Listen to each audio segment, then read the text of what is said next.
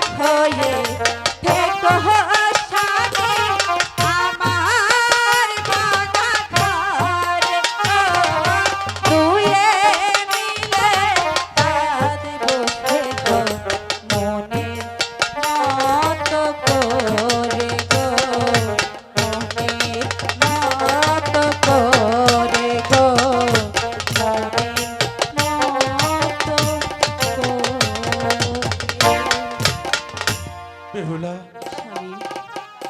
তুমি আমাকে কিছু খেতে দাও না বেহুলা।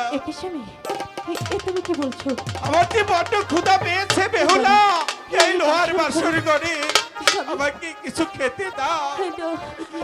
এই লোহার বাসর ঘরে আমি তোমাকে কি খেতে দেবো স্বামী? এখানে তো কিছুই নেই স্বামী। আমি জানি না বেহুলা, আমি জানি না, আমি জানি না। এখন আমি কি করবো? আমাকে কিছু খেতে দাও বেহুলা, তা না হলে আমি মরে যাব। হাই গো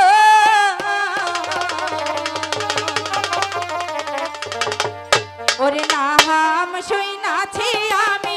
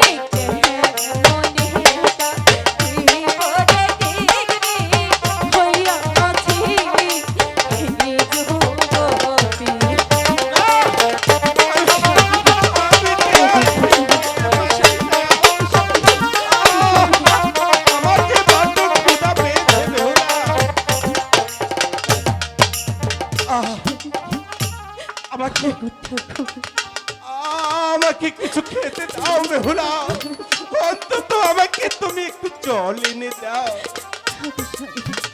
আমি আমি এই তৃষ্ণাটা মিটাবো, আমাকে একটু জল দাও, আমাকে একটু জল দাও বেহুলা, আমাকে একটু জল দাও। স্বামী, আমি এখানে আসার পূর্বে আমার মা আমার অঞ্চলে কিছু নাড়ু দিয়েছিল, আচ্ছা তুমি সেগুলো খেয়ে নাও। ঠিক আছে।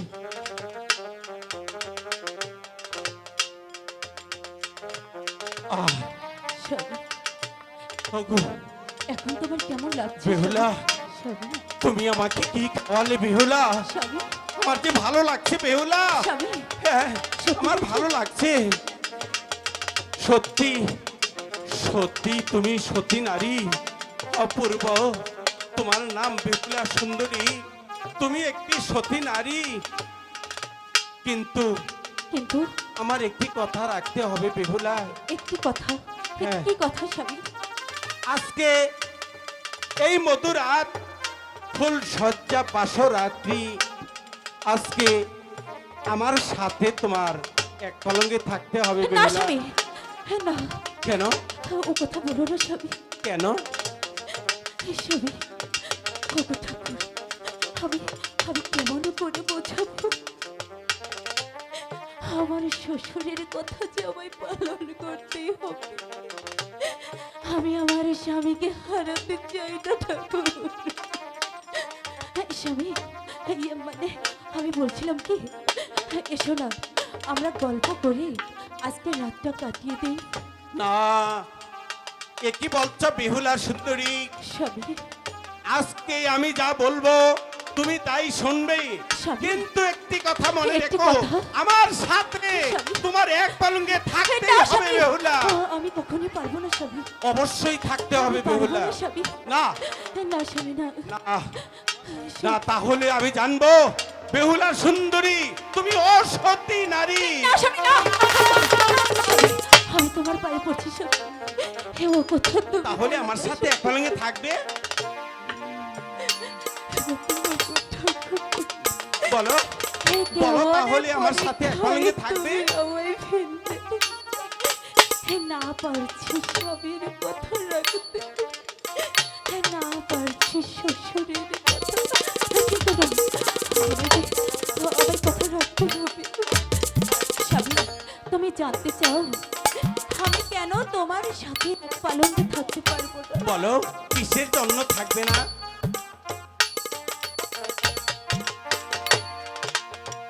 হাই গো পরিবেতে শুই আছি মরি স্বামী তোমায় খাওয়াবে সাথে।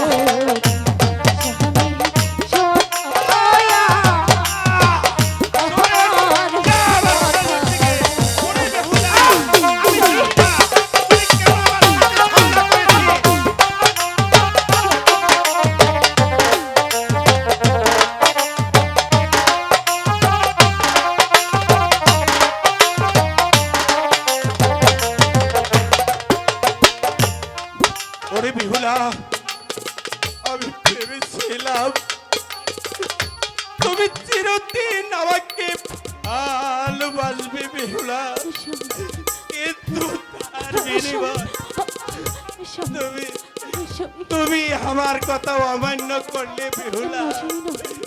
আমি আমার পারবো না। কথা অমান্য করলে আমি তোমায় হারাতে পারবো না, স্বামী। আমি জীবনে কোনোদিন ভাবিনি বেহুলা তুমি আমাকে আমাকে ভুলে যাবে।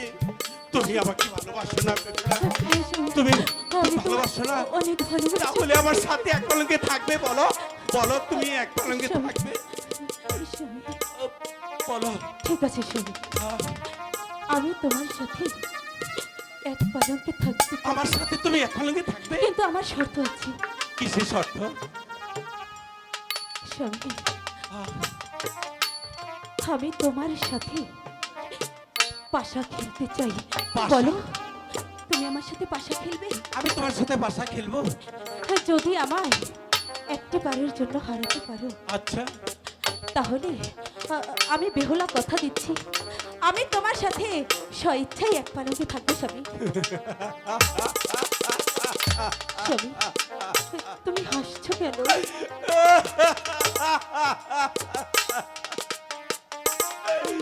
আরে বেহুলা, তুমি ভেবেছো আমি তোমার চালাকি বুঝতে পারিনি?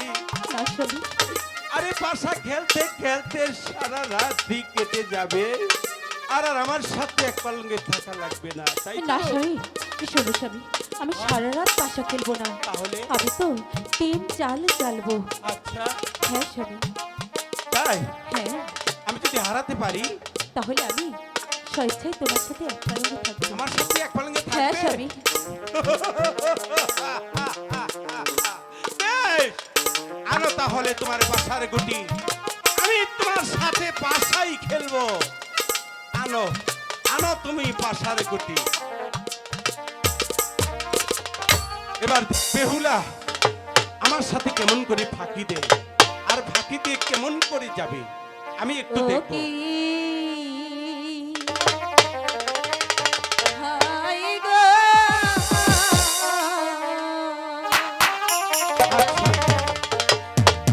ওরে কান ছেড়ে বেইলা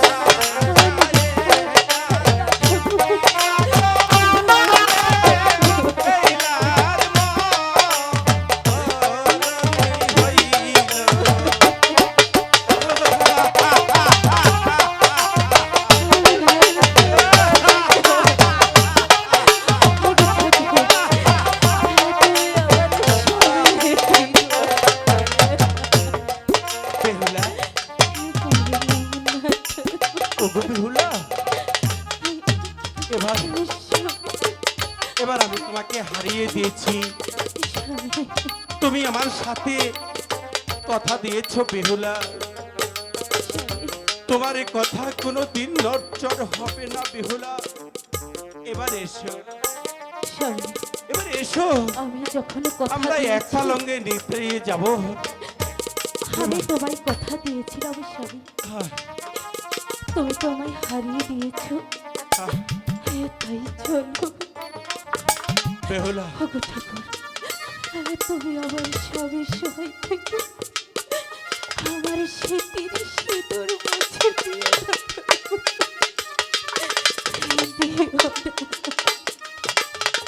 এসো বেহুলা, স্বামী, চলো। এসো, আমরা এক পালঙ্গে শুয়ে যাই। চিন্তা করো না বেহুলা, আমার পিতায় আমার জন্য এই লোহার বাসর ঘর তৈরি করেছে। এই লোহার বাসর ঘরে একটা পিঁপড়াও ঢুকতে পারবে না। তুমি চিন্তা করো না বেহুলা, এসো, তুমি কোনো চিন্তা করবে না।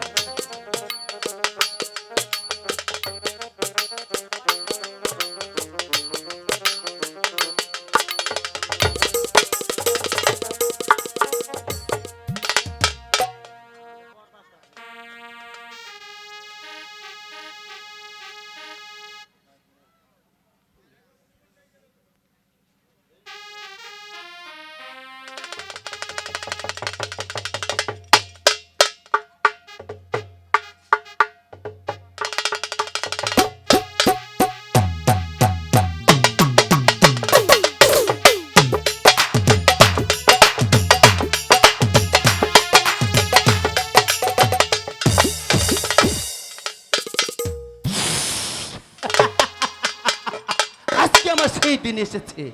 আমি চাঁদের প্রাসাদে গিয়েছিলাম একটি মাত্র পুষ্প নিতে, সে আমাকে পুষ্প দেয়নি, আমাকে ঘাট ধাক্কা দিয়ে তার প্রাসাদ থেকে বের করে দিয়েছে।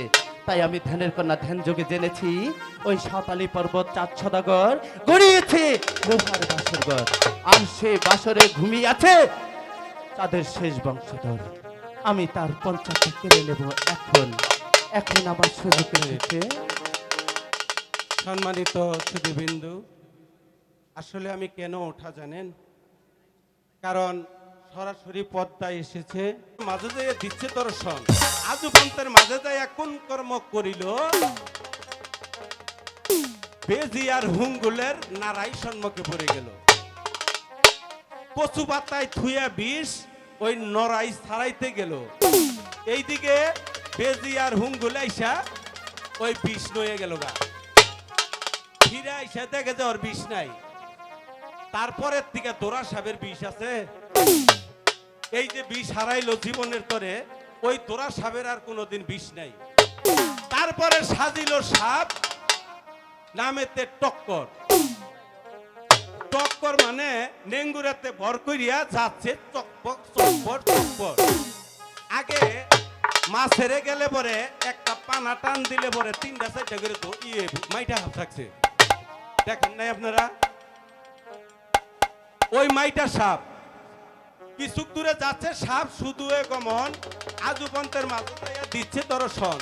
আজু পন্থের মাঝে যাই কোন কর্ম করিল, রাখাল গণে দোয়ার বাচ্ছিল, সাপে মাছ দেখিতে পাইল। মাছ খাইতে যাইয়া ওই সাপে ওই বাতরেতে থুইয়া বিষ মাছ খাইতে গেল, জিওলার টেঙ্গা আইসা বিষ হয়ে গেল। তখন বিষারা হইয়ার সাপ কান দিতে নাগিল, দেবপুর থাকিয়া পয়তা ঘুমে জানিল। সাপের নিকট আইসা দর্শন দিল। তোমায় বলি ওহে সাবেরে, বলি যে তোমারে লক্ষিন্দরের জীবন এই না দেও আমার হাতে। তখন বলল পাইল জাগে প্রহরী জাগে, জাগে চান্দের সরাসরি, হরক হাতে নয়া জাগে বেহুলা সুন্দরী, কেমন করি আমি লক্ষিন্দরের জীবন আনি। অন্তর ধ্যানে পদ্মা দেবী ধ্যান করিয়া দেখিল, আসিল শালা টুইরা সাপ মিথ্যা কথা কইল। আসিলি তুই টুইরা সাপ হইয়া যা, তুই মাইটা রাখাল গনে পাইলে তোর মাথায় মারবো খাইটা। এখানে তোরা সাপ আর মাইটা সাপ যে কোনো জায়গায় খালি মাইরা হালাই দেয়, উনার তো বিষ নাই। তারপরে সাজিল সাপ, তখন বলল পদ্মায় যে আমি কি করবো, এতগুলো সাপ পাঠাইলাম, কোনো সাপে কাজ হলো না। তে এখন আমি কি করব? এখন আমার করার কোনো উপায় নাই। তখন নেত্র দুবুনির কাছে গেছে বুদ্ধি আনার জন্য। নেত্র দুবুনি কইছে, তোর যে কালো লাগ আছে, তুই কালো লাগের স্মরণ কর, স্মরণ কইরা তারপরে চাম্পাইপুর নগরে পাঠিয়ে দে, লক্ষ্মীধরের জীবন আনতে পারবে। তখন পদ্মায় কালো কালো বইলা ডাকিতে না গেল। ওই বাসর ঘরে যে সাপেরও কিন্তু অনেকটি গান আছে। এখন আমি শুইতে পারি? এখন এই পদ্মায় কি করে ভাই? ঠিক আছে,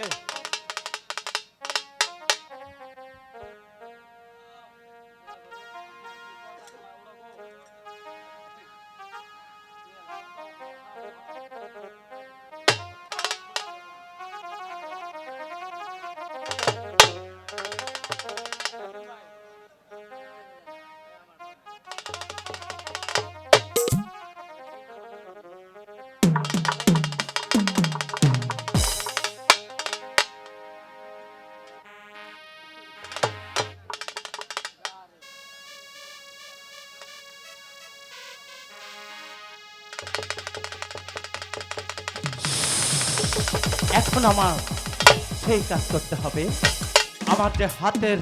আমার যে হাতের মুঠোতে আছে সেই কালো নাগ আমাকে ডাকতে হবে এবং কালো নাগকে এনে এই বাসর ঘরের ভিতরে ঢুকিয়ে তার জীবন কেড়ে নিতে হবে।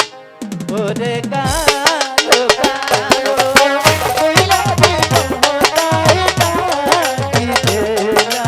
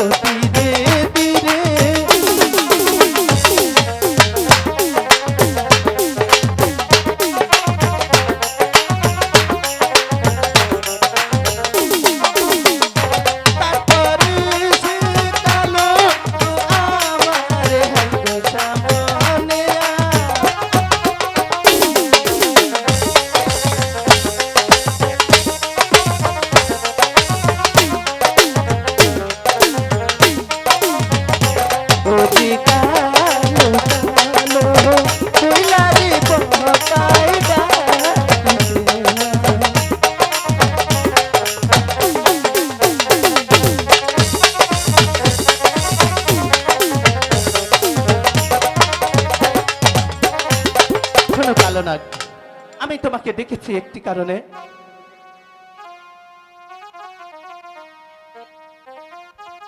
কেন ডেকেছো তুমি?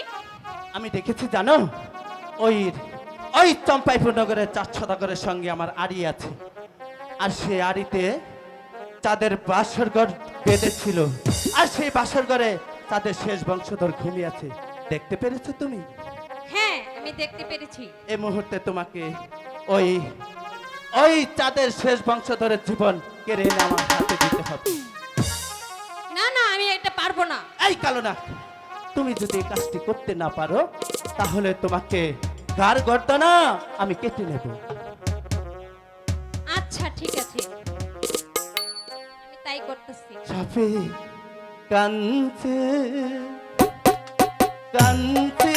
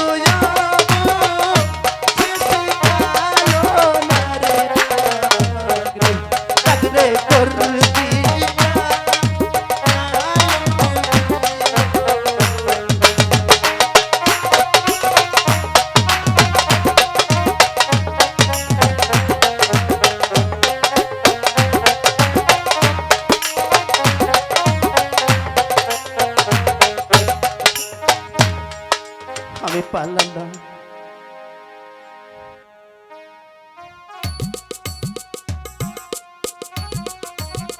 কত সুখে শুইছ বেলা, তুমি প্রতি বুকে নিয়া, আমি পারলাম না, তাই আমাকে তোমার স্বামীকে কেড়ে নিতে হলো। আমার স্বামীকে তো কেড়ে নিতে হলো, তোমার স্বামী পঞ্চায়েতটা এখন আমি কেড়ে নেব। ওরে বেলা, তুমি আমাকে ক্ষমা করে দিও, তুমি আমাকে ক্ষমা করে দিও।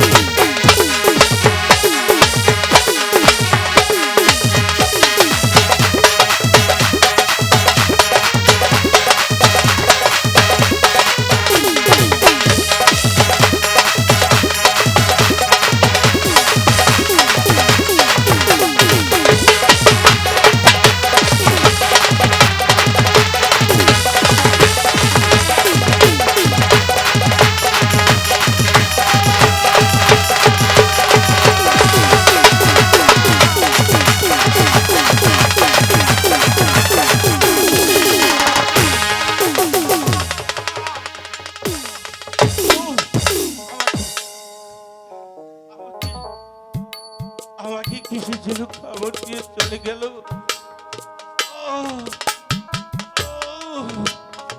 আমি আমি যে আর ঠিক থাকতে পারছি না।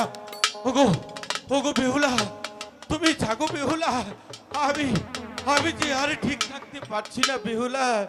বেহুলা বেহুলা, তুমি গুম হতে জাগো বেহুলা, আমি যে আর ঠিক থাকতে পারছি না বেহুলা।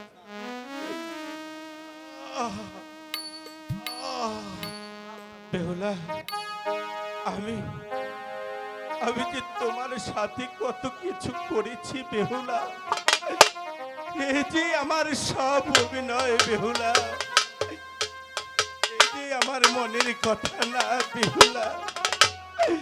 তুমি বিশ্বাস করো বেহুলা, তুমি বিশ্বাস করো, আমাকে সাপে কামড় দিয়েছে।